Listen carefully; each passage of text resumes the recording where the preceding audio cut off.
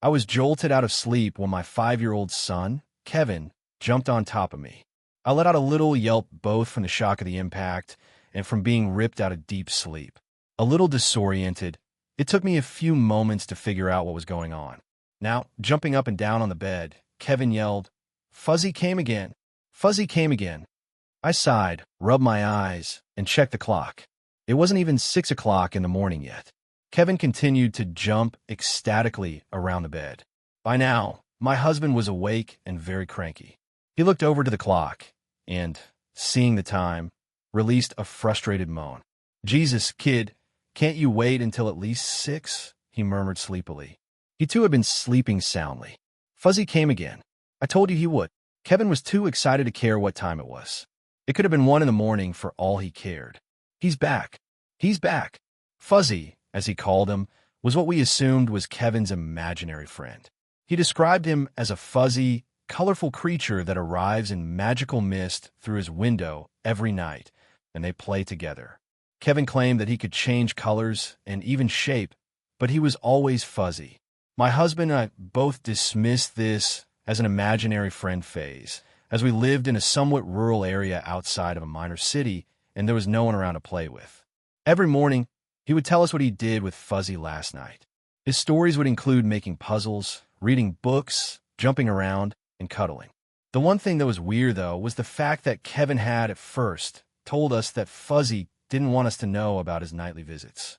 A bit put off at first, I soon disregarded this as merely a child's need to feel special because he had a secret. Sometimes I felt the need to check on Kevin at night, just to make sure everything was all right. The main reason I didn't was because Kevin was a very light sleeper, in contrast to me and my husband who were very heavy sleepers, and I didn't want to run the risk of waking him up. Kevin had stopped talking about Fuzzy a couple months back, so we just assumed that he had grown out of it. I didn't see anything wrong with Kevin bringing Fuzzy back. I was happy as long as he was happy. I was a housewife, my husband worked in the city and was gone pretty much all day, so I cared for Kevin as he wasn't in school yet. It did get rather annoying after a while, constantly being bombarded with stories of Fuzzy all day. I smiled at Kevin's enthusiasm, but deep down, I felt a sense of dread welling up at the idea of Fuzzy returning. I got up out of bed and left the room, leaving my husband to deal with Kevin, and went downstairs. While making breakfast, I decided to check the newspaper. A car crashed on the interstate, and no body was found. A rich lady donated some money to the state for park improvements or something, claiming that their current state was simply unacceptable. There was a short editorial on why kids are doing poorly in school and parenting suggestions on the topic. An old man accused of pedophilia and using hallucinogenics and other drugs to lure children, arrested 3 months ago, was released from jail as there was not enough incriminating evidence. There was some sports stuff too, but I didn't bother checking that as I was never really into sports. Later that day, I was in Kevin's room cleaning up. It smelled funny in his room. In fact, the last time I remembered it smelling this way was the last time Kevin was talking about Fuzzy. I thought about it for a moment, but decided to just dismiss it as just fermented body odor from him jumping around on his bed with his imaginary friend. I decided to open the window as it was giving me a headache. Looking out, I saw Kevin out in the yard playing with some of his toys. It had rained last night, and the ground was soft and muddy, so I made sure to warn him not to go near the mud. I lowered my head to withdraw back into the room, but noticed something on the ground beneath the window. 2 holes, about a foot or so apart. They weren't that big, so I wasn't too concerned. It just bugged me, as I couldn't think of anything that might have made them. I looked up to ask Kevin if he knew what they were. He might have made them. He had moved somewhere else, though, and I didn't feel like chasing him down to ask about something so menial. The next day, I was wiping down a window in the dining room, which lied directly below Kevin's room. The 2 holes caught my eye again. However, this time they were even bigger than before. At dinner, I decided to ask Kevin if he had been digging in the backyard. He said no, so I figure it must have been animals or something. That evening, something else occurred to me. I found Kevin in the living room. "Hey, Kevin," I asked, "why does Fuzzy only come at night? You seem bored lately, and you never play with him during daytime." He simply shrugged. "I don't know," he replied. "He just doesn't." This was when things started to feel a bit off. It had never occurred to me before that Kevin didn't play with Fuzzy during the daytime. It was probably just his way of keeping Fuzzy in a more realistic light. If he brought Fuzzy out to show him to us, he would see that we clearly didn't believe in the fluffy piece of air next to him. Yeah, that's it. That's why. Nothing much happened for the next week or so. My husband and I went to bed at 10 o'clock sharp, as usual. We let Kevin stay up later if he wanted to, so he could play with his imaginary friend. We didn't mind the noise he made. In fact, if we were asleep, we didn't hear it at all. Hell, a train couldn't wake us up once we hit deep sleep. Every night, Kenny would say something different about Fuzzy. One night, he apparently brought a cookie, which I strongly suspect he stole from the cookie jar, and another night they flew through the clouds on Fuzzy's back. We were happy that our child's imagination was healthy. But that feeling that something was slightly off never went away. The next week, I had to start putting Kevin to bed at the same time we went to bed, and later on, earlier than us. School was coming up soon, and I wanted him to be on a normal biorhythm so that he could wake up early. But of course, this disrupted his fuzzy schedule, and he would not go to bed without a fight. As days passed, it was becoming visibly obvious that he was not going to sleep when he was supposed to, and instead probably getting up after we fell asleep. Dark circles under his eyes formed. He was whinier than ever and almost impossible to deal with, leaving me utterly exhausted every day. Needless to say, I had no trouble falling asleep that week. I was getting sick of my authority being undermined. I decided to stay up late one night in order to catch him in the act. I went to bed as normal, got up and moved to a chair, and after about a 30-minute period of sitting there, I began to doze off. I decided I would need some help in this stakeout. I crept downstairs to make a quick batch of coffee. The feeling that something was wrong never alleviated itself. It felt like my mother's instinct was going off, but I didn't know why. I stood in the kitchen, sipping my coffee for what seemed to be ages. Frequently glancing at the clock didn't help. I spent most of the time reading the newspaper, and every time I began to doze off, I got more coffee. Accustomed to utter silence, I jumped a little when I heard a little thump coming from upstairs. The clock read 12:30. I had no idea Kevin had the capacity to wait for more than 3 hours just for a stupid imaginary friend. I quietly set my stuff down on the kitchen table and tiptoed to the stairs. I made sure to avoid the creaky steps as I slowly ascended into the darkness of the second floor. Just as I reached the top step, I heard Kevin's voice from down the hallway. Fuzzy. It was now blindingly obvious that Kevin was awake. I heard another thump from Kevin's room as I slowly made my way down the hallway. I thought about calling out his name and scolding him right then, but decided against it as it would only serve to alert him to my presence and allow him to retreat under the covers and pretend he was asleep. The feeling that something was wrong grew from minor to almost unbearable. A soft hissing noise coming from his room was now within earshot. I reached the door. Gulping, I silently gripped the handle, turned it, and pushed inward. As I was opening the door, Kevin's bedroom window came into view. It was wide open, and in it a ladder. I flung the door wide open and nearly fainted. There, in the middle of the room, was an incredibly hairy, naked old man wearing a gas mask. He was feeding hallucinogenic gas up Kevin's nose. Tonight, he had purpose. The number was to be 20 of the best, or at least the best he could find. The 20 were to be found in the water, in their place of rest. They will be part of the offering, an offering that must be made. Out to sea, he realizes he must go, and in the horizon an aged wooden boat, similar to a small, rotting schooner, appears to him as a specter of the sea. His dark captain greets him at the pier and waves him aboard as a servant would greet an expected guest. It is known that the dark captain, shaped as a shadow of a large pirate, will guide him through to the soon-to-be-chosen, with his oar in hand, steering through the salty, dense, and suffocating fog. There were others fishing. He could sense it, though he could not see them, these competing fishermen. Their presence weighed down the air as though a final plea, a plea for life, was soon to be heard. The pressure mounted as the urgency was palpable. And soon his lottery would be chosen. And there they were, floating like underwater rows of corn. Souls, the ghost of weathered men and women made of oily liquid and illuminated smoke, familiar yet not. Vast fields of past experiences sprinkled the sea, mirroring the starry night above in darkness, silence, and spectacle. The harvest was to be made both quickly and with utmost certainty. He, the water farmer, the fisherman, must choose his bait wisely and throw back the unworthy catch, for there would be only one offering. The selections were to be made through the senses, not just of those senses of the physical world, but of the metaphysical as well. He must feel their energy, their being and emotion, their wisdom and sin, what made them who they were, and what will make him part of them, part of one. But how would he know?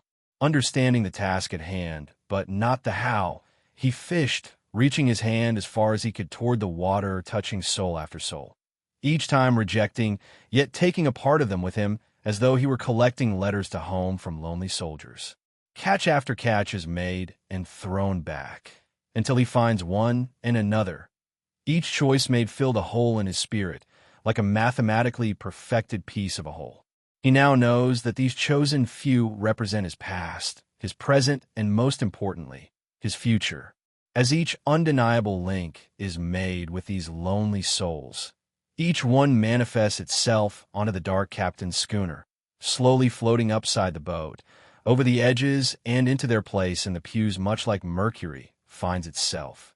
Only these souls start taking shape into ghostly men and women with cloudy and hollow eyes, skin of liquefied pearl, and strikingly faceless. They begin to slug into a pool at the bow of the ship. As the souls gather, they begin an entangled embrace, one after another, taking a liquescent shape. At the base of the creation, broad backs and strong chests stack in rows and depth to solidify the structure above 6 stacks of feet, hands and knees. A backrest of sturdy shoulders begins to form. Armrests made of thighs melt together with the smooth curve it grips. The heads and bones gather at the top of the 9-foot design, creating a complex helixed catacomb, revealing the shape of an incomplete but great throne of pearly iridescence. This beautiful architecture will be his offering. The boat is almost filled with the remaining faceless 20, each one sitting at the inside edge of the pews when the dark captain points to a massive foggy wall slowly approaching. Time is running out to finish the harvest. The doctor will soon have his gift, and his future may be granted. The patient, he is lost in a nauseous stare. His fever has peaked now, and his energy is seeping through his pores as if it is an August afternoon in the swamps. As they prophesied, the pounds melted away, 37 of them in fact. Food would no longer be a pleasure, but a chore. The shivers, fevers, and cramps were undersold, however, and he still has his flowing silver hair, a miracle by its own standards. Their poison was effective in its side effects, but the results are an invasive surgery away. The visitation to his bladder tends to take an unkind path, as though the cancer and its treatment were not penance enough. Now he finds himself struggling to make the simplest of movements as he rushes toward the emergency room, for time feels as though it is slipping away. The hospital is unusually quiet today. He notices there are no ambulances under the canopies, and the parking lot seems empty. The entranceway is exceptionally bright, as well as it leads down a narrow hallway walled with frosted glass. There is a nurse at the end of the path waiting patiently for her patient in front of the triage desk. Strangely, there are only 3 people sitting idly in the large and bright waiting room, each with an expression of angst, uncertainty, and desperation. The nurse, dressed in white scrubs and red lipstick, simply points toward the waiting room with a smile and a nod. He knows the doctor must be coming out soon. Walking with an ethereal gait, the extraordinarily tall and slender doctor approaches the room, wearing a long white and buttoned doctor's coat and pressed white pants. He greets his patients with a smile and clenched hands. "We all know why we are here, don't we?" the doctor asks. "Whichever one of you 4 brings me the best offering will be healed. Those who fail, do so, for as you know, I only have the time and inclination for one. Tomorrow your presentations will be made here. Go now to the water's edge, the captains await." He, the patient, did not understand. Had he not given enough to the doctor? His tortured body, broken spirit, and dignity were only the obvious tokens he had bequeathed to this doctor. Yet the price has not been paid? The other patients did not seem to bother with such tawdry questions. None of it mattered. All that mattered was the prize at hand, and that the competition had begun. The offering. The elderly schooner breaks through the dense fog, and a shore emerges. It is dusk now. To his left and right he can see the other 3 patients on their boats, each distinctly different from the next. He shares glances of guilt, pity, sadness, and hopefulness with each of them, the emotions showing on his face as one would if they locked eyes with someone who had just lost someone. 3 will fail. 3 must fail. Having drifted ashore over large rocks and steps, the bow of the boat flattened out, making a ramp leading to newly paved asphalt roads. Each boat had its own empty road leading in the same direction.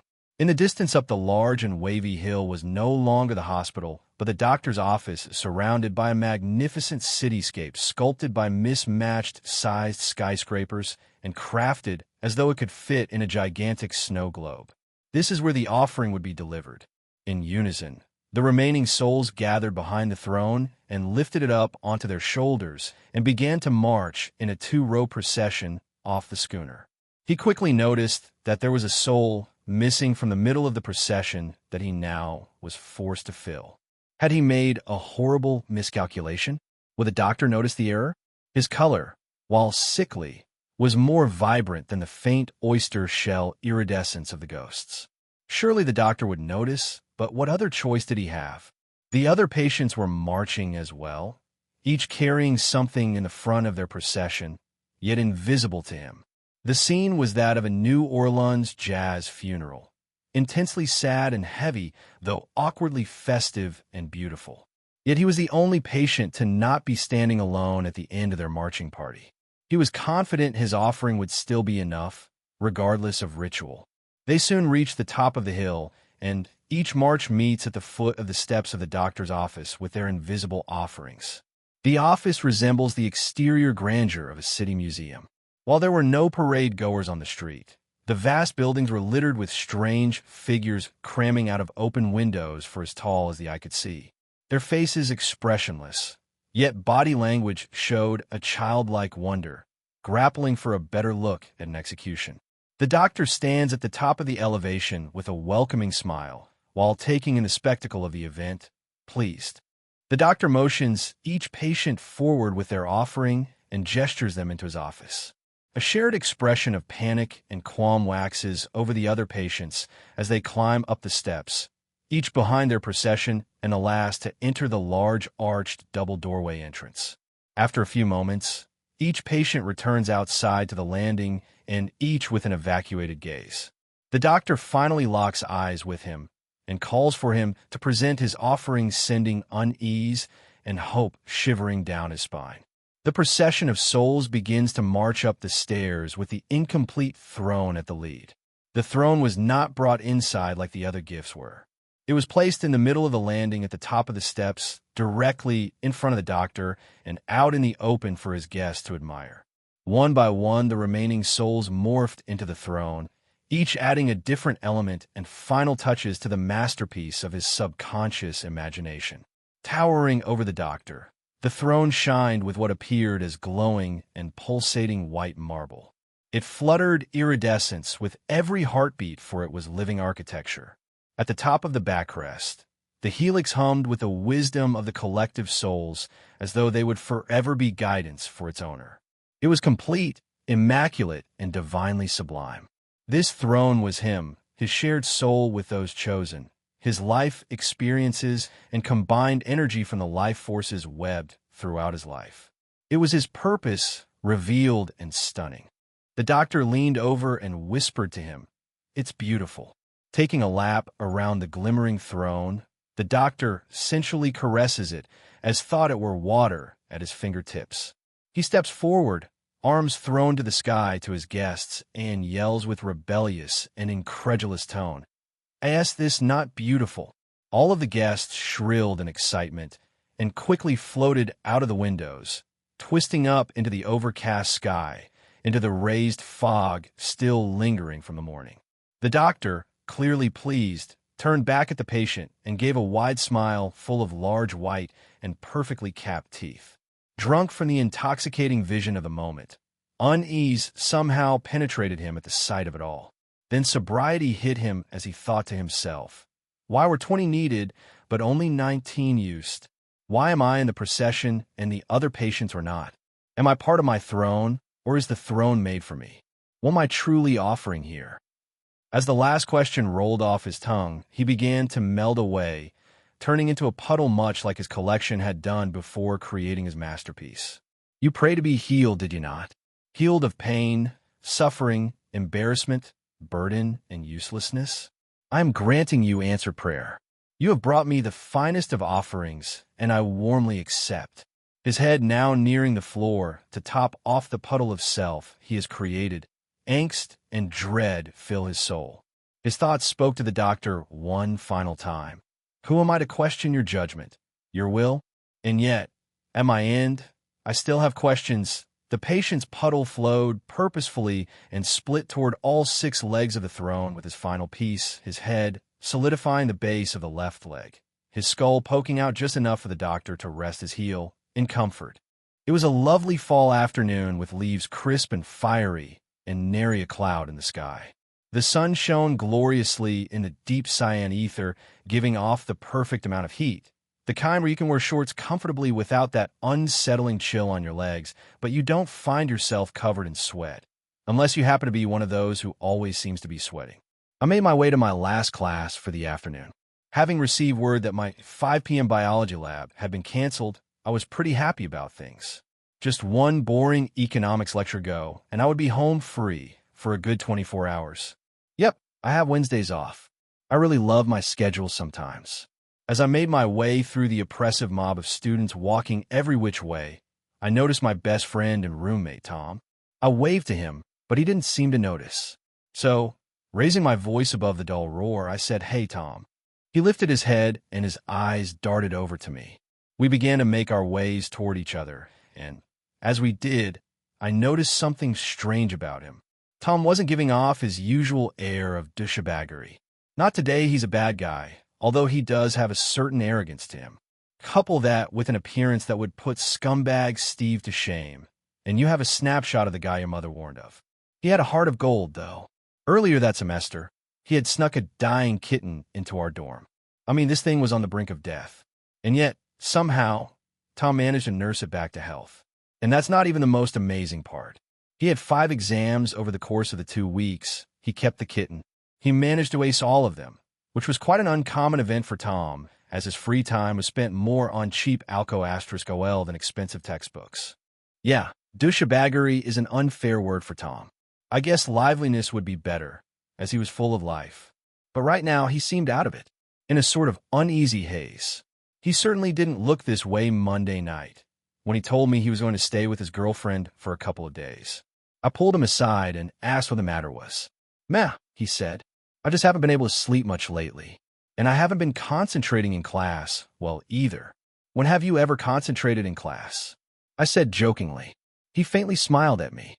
His look was tinged with a slight degree of pain, suggesting that maybe I had hit a raw nerve. Actually, it's not just class. It's everything. Anything. I can't focus on anything. You think you might be developing a case of ADD or ADHD? More like a case of TMWLNTFA. Come again. This ringing in my ears won't leave me the foo**k alone. Clearly, I chuckled. I'm serious. It's this obnoxious high-pitched hum. The kind of thing you would normally dismiss as an effect of listening to music too loud. Only it seems to be coming from something else. Like, I don't know.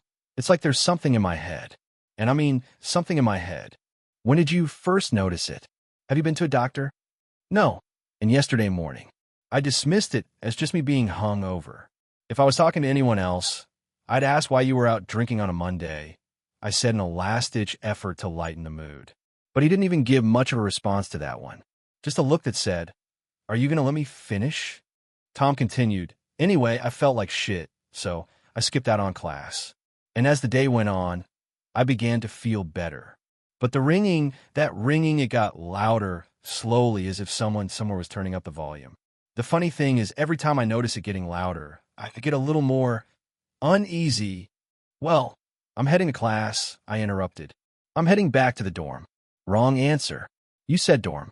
You need to see a doctor. His voice trailed off. But, I feel like I would make no difference. Ow! Somehow, my fate is sealed. Since Halloween was a few days away, I normally would have attributed this to Tom's rise in douchiness around this time of year. He always gets into the spirit of the holiday. So far in that his stupid pranks have thus far cost him 2 relationships and an all-night trip to the hospital when he literally gave Old Man Johnson a heart attack. Thank God he made a full recovery. Point is, he likes to scare people. But what scared me more than his words was the look in his eyes. It was a frightening look that I had never seen from him before. After class, instead of going for dinner, I went straight to the dorm where I found my roommate lying on the bed, a blanket covering his face. I saw on his desk a prescription for some antibiotic with the bottle on top. It looked like Tom had taken a few, probably more than the recommended dose. Tom tended to that. I felt a little bit of weight lifted off me. Some, but not much. Ever since I had seen him earlier that day, I had been worried. What was wrong with Tom? Why did he have that look in his eye? What did he mean by fate is sealed? What is up with all of this? Tom moaned. He groaned. Softly, quietly. Suddenly, he leapt out of bed and onto the floor, screaming with the whirling hysteria of a madman. His deafening scream lasted almost 30 seconds, and it was a blistering screech the likes of which sounded almost inhuman. I nearly *ed myself in fright, listening to that awful sound. That wretched screech. It was hideous beyond imagining. I shudder even now, thinking about it. The worst thing about it, like before, were his eyes. They had rolled back into his head, and the veins and arteries within were beginning to leak. Just when I was about to plunge into insanity myself, he stopped. Breathing heavily, Tom looked up at me. All I could do was look back at him in silence. Those eyes, those glowing red eyes, and the screeching. His voice escalated. My God, the screeching. It won't stop. It won't stop. It's so loud. Can you hear it? Can you? You must be able to. You must. You must. It's so loud. Calm down, I shouted. Take your medicine and calm down. For foo *K's sake, calm down. Can't you hear it? He repeated. It's blaring. Oh God, make it stop. Make it stop. His eyes started to roll up again, and in pure fear and rage, I grabbed my backpack, which held several heavy books, and hit Tom on the head. Hard. Then again. Then again. Tom mumbled something else about eyes before he passed out. Is everything all right in there? Asked Corey, the RA. I heard some god-awful noises just a minute ago. A lot of people out here are concerned. I went to the door. I told Corey what I knew and everything that had just happened. We both agreed we needed to get him to the psychiatrist's office and fast. So we picked him up and put him in Corey's truck. Once there, we got Tom out of the flatbed. He was asleep, but not sleeping peacefully. He kept mumbling, "Oh God," or the eyes, or some other unintelligible garble. I was disturbed on so many levels. After almost 3 hours of waiting at the office, Dr. Shannon gave us unsettling news. Not about the terrible screams. Corey and I could hear that oral carnage for ourselves. No, what Dr. Shannon told us was more disturbing. That those moments of screaming madness were all they could get out of Tom when he was awake. They had given him a strong sedative and were prepared to move him into the asylum the next day. In the meantime, he would have to be taken somewhere to rest. I sat at the foot of Tom's bed crying. Of all the things to come out of nowhere, of all the tragedies that could have happened. Why Tom? Why now? Why like this? Somehow, the thought of Tom dying in a car accident or having his throat slashed brought me comfort. At least then he wouldn't have to be tortured like this. Constantly, he mumbled about the eyes. Always the eyes. Red eyes. And the screeching. Unnatural screeching. Otherworldly screeching that he begged would rob him of his hearing, but never did. At 4:36 that morning, Tom shot up out of bed. Exhaustion had driven me into a light sleep long since, and I was startled by the sudden movement. But I wasn't concerned. He'd sat up like this 4 or 5 times before since I had been watching. That sedative they had given him was awfully powerful. They said it would keep him down at least until noon. Of course, The dose they had given him to accomplish this feat was near fatal. Hopefully it didn't kill him. As long as he was alive, there was still some chance that they could figure out just what kind of little spider had crawled into Tom's head. Hopefully, his healing could start around noon. But it didn't, because at 4:36 Tom began screaming again in a tumultuous rampage. My head, the burning, the eyes, the screeching, my head, my head, my head, my goddamn head. In utter shock and horror, I witnessed the gruesome atrocity unfold before me in slow motion. What took less than 15 seconds slowed to agonizing hours to me. First, his eyes rolled back and the veins leaked as they had before, the demonic shriek still piercing the black air. Then the veins in his head throbbed, and I heard an even more disturbing sound. Underneath the horrendous hell shriek was the sound of something, eating, sloppily munching on some kind of wet morsel. It took me a moment to realize just what that sound was. As the sound began to intensify, Tom's blood-stained whites bulged from his sockets and at last exploded, resulting in an eruption of crimson life. Then came the spiders. I don't know what else to call these things, but spider definitely comes the closest. They were tiny, almost furry creatures with multiple legs. But the worst thing about them was the eyes. Those soul-piercing red eyes that glowed with some disturbing, underworldly aura. Oh God, those hellish eyes.